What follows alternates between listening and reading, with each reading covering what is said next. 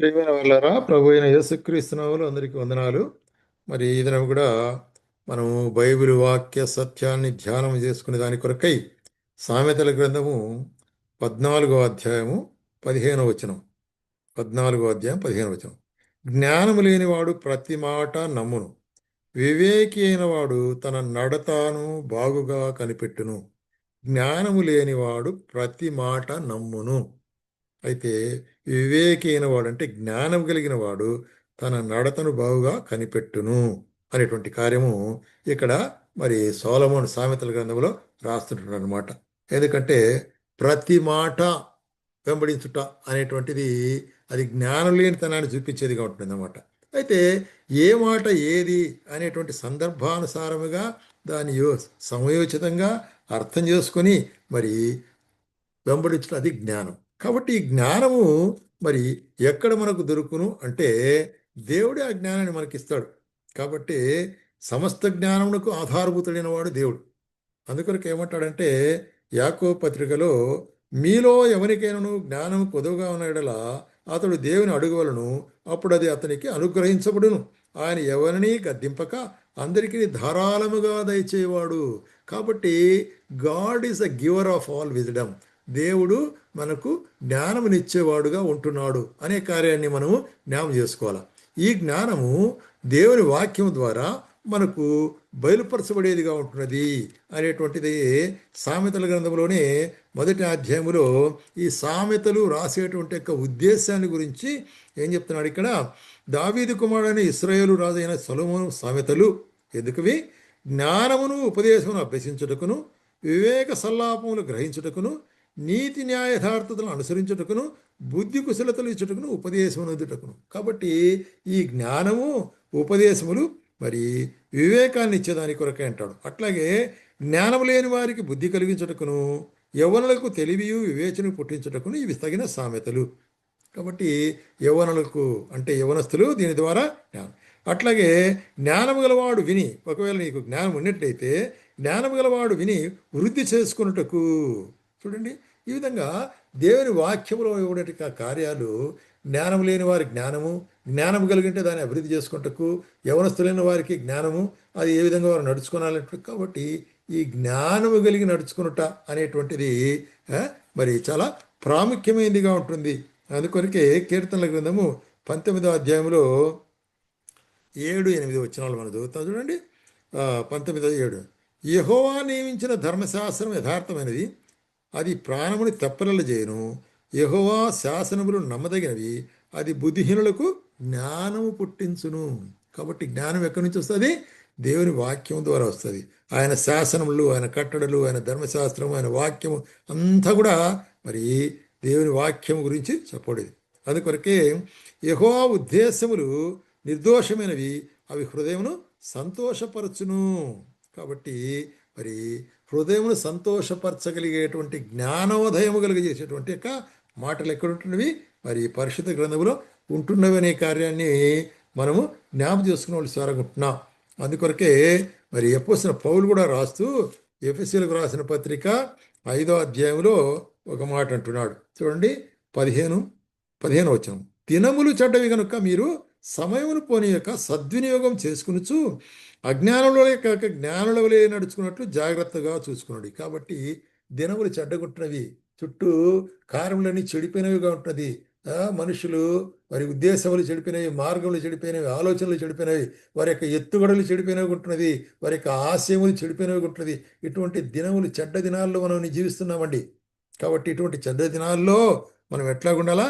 సమయమును వృధా చేసుకునకుండా, ఎందుకంటే అజ్ఞానులు అట్లా చేస్తారు, జ్ఞానుల వలె నడుచుకుంటూ జాగ్రత్తగా. కాబట్టి మనం జ్ఞానము కలిగి నడుచుకోవాలనేటువంటి కార్యాన్ని ఇక్కడ హెచ్చరిస్తున్నాడు. ఎట్లాగా? మరి మీరు అవివేకులు కాక ప్రభు యొక్క చిత్తమేమిటో గ్రహించుడి. అది ప్రాముఖ్యమైన కార్యం. ప్రభు యొక్క చిత్తం ఏమిటి, ఆయన మనస్సు ఏమిటి, ఆయన ఉద్దేశం ఏమిటి అనేది ఆయన వాక్యం ద్వారా గ్రహించి మనం నడుచుకుంటా, దాన్ని జ్ఞానము కలిగి నడుచుకున్నట అనేటువంటి కార్యాన్ని మనం చూస్తున్నాం. అదే మనము గమనించినట్టయితే తెస్సలోనికి రాసిన పత్రిక 1 తెస్సలోనికలకు 5వ అధ్యాయము 21-22 వచనాలు చూస్తుంటాము. చూడండి. సమస్తమును పరీక్షించి మేలైన దానిని చేపట్టుడి, కాబట్టి ఒక విషయాన్ని పరీక్షించి పరిశోధించాలంటే ఏమవసరం? జ్ఞానం అవసరం. కాబట్టి ఇక్కడ ఏమంటున్నాడంటే సమస్తమును పరీక్షించి మేలైన దానిని ప్రతి విధమైన కీడునకు దూరముగా ఉండుడి. కాబట్టి మేలైనది ఏది, కీడైనది ఏది అనేది వివేచించి దాన్ని మనం మేలైన దాన్ని కోరుకోవాలి కదా. మనం ఏదైనా ఒక వస్తువు కొనాలంటే మరి దాన్ని పరీక్ష చేస్తాం. పరీక్ష చేయాలంటే దాని గురించి జ్ఞానం మనకు ఉండాలి. ఒక వస్తువు కొనేటప్పుడు ఆ జ్ఞానం ఉంటేనే నువ్వు పరీక్షించగలవు, లేకపోతే ఏం చూస్తావు నువ్వు? దాన్ని మరి ఏం గమనించలేవు. అట్లాగే దేవుని వాక్యములో చెప్పకుండా కార్యం ఏంటంటే దేవుని జ్ఞానం మనం పొంది ఉంటున్నాం కాబట్టి ఏది సరైనది, ఏది సరిగానది, ఏది మరి మంచిది, ఏది అపవిత్రమైనది, ఏది పాప సంబంధమైనది మరి డిజర్నింగ్ అంటే వివేచించే జ్ఞాన వివేకములు కలిగి ఉండాలా అంటున్నాడు అనమాట. అందుకొరకే మనం చూసినట్లయితే మరి ఇదే యోహాను రాసిన మొదటి పత్రిక చూసినట్లయితే మొదటి పత్రిక యోహాను మొదటి పత్రిక 1 జాన్ 4వ అధ్యాయంలో ఏం చెప్తున్నాడు ఇక్కడ మొదటి వచనంలో, ప్రియులారా అనేకమైన అబద్ధ ప్రవక్తలు లోకములో పడి వెలుచున్నారు, లోకములోనికి బయలుదేరుచున్నారు కనుక ప్రతి ఆత్మను నమ్మక ఆయా ఆత్మలు దేవుని సంబంధమైనవి కావు అని పరీక్షించుడి కదా. యేసుక్రీస్తు శరీరధారి అయి వచ్చినని ఏ ఆత్మ ఒప్పుకొనదో అది దేవుని సంబంధమైనది, ఏ ఆత్మ ఒప్పుకున్నదో అది దేవుని సంబంధమైనది కాదు. ఇక్కడే క్లియర్గా తెలిసిపోతుంది అనమాట. యేసుక్రీస్తు ప్రభు మరి దేవుని సంబంధంగా మరి ఆయన ఈ లోకానికి వచ్చుంటున్నాడు అనేది, శరీరధారిగా వచ్చుంటున్నాడు నమ్మితే అది దేవుని యొక్క ఆత్మ, లేదు అది విరోధంగా నమ్మితే అది దేవుని ఆత్మ కాదు. కాబట్టి ఈ విధంగా వివేచించగలిగేటువంటి జ్ఞానము కలిగిన వారుగా ఉండాలంటాడు. అదే అపోస్తలుడైన పౌలు ఫిలిప్పీలకు రాసిన పత్రికలో కూడా మొదటి అధ్యాయంలో ఏమంటున్నాడంటే, ఫిలిప్పీలకు మొదటి అధ్యాయము మరి మనం గమనిస్తుంటాం ఇక్కడ 9-10 వచనాలు. 9-10 వచనాలు ఏం చెప్తున్నాడు ఇక్కడ, మీరు శ్రేష్టమైన కార్యములు వివేచింపగలరగుటకు మీ ప్రేమ తెలివితోనూ సకల విధములైన అనుభవ జ్ఞానముతో. ఎటువంటి జ్ఞానం ఇది? అనుభవ జ్ఞానం ఇది కదా. జ్ఞానం అనేటువంటిది ఎక్స్పీరియన్స్ ద్వారా వస్తుంది, కొన్ని జ్ఞానాలు కొన్ని అభ్యసించడం ద్వారా వస్తుంది, కొన్ని అనుభవం ద్వారా వస్తుంది అనమాట. తోను కూడినదై అంతకంతకు అభివృద్ధి పొందవాలని మిమ్మల్ని గురించి మేము ప్రార్థన చేస్తున్నామట. కాబట్టి అనుభవ జ్ఞానము కలిగి ఉండాలి ప్రతి విషయంలోనూ. అనుభవం కలిగినటువంటి మరి కార్యములను అప్పుడే మనను మరి ఆత్మీయంగా మనల్ని ముందుకు నడిపించేదిగా ఉంటున్నది. అందుకొరకే మరి ప్రతి మాటను నమ్మక కదా, బుద్ధిహీనులవలే ప్రతి మాటను నమ్మక ఏది శ్రేష్టమైంది, ఏది కాదు, ఏది మంచిది, ఏది కాదు, ఏది దేవునిది, ఏది మరి కాదు అనేటువంటి కార్యాన్ని వివేచింపదగినటువంటిది. అందుకొరకే మరి రోమీలకు రాస్తూ 16వ అధ్యాయంలో ఆఖరికి ఏమంటాడంటే 19-20 వచనాల్లో రైట్, మీ విధేయత అందరికీ ప్రచురమైనది కనుక మిమ్మల్ని గూర్చి సంతోషించున్నాను. మీరు మేలు విషయమైన జ్ఞానమును కీడు విషయమై నిష్కపటులై ఉండవాలని కోరుచున్నాను. చూసారా?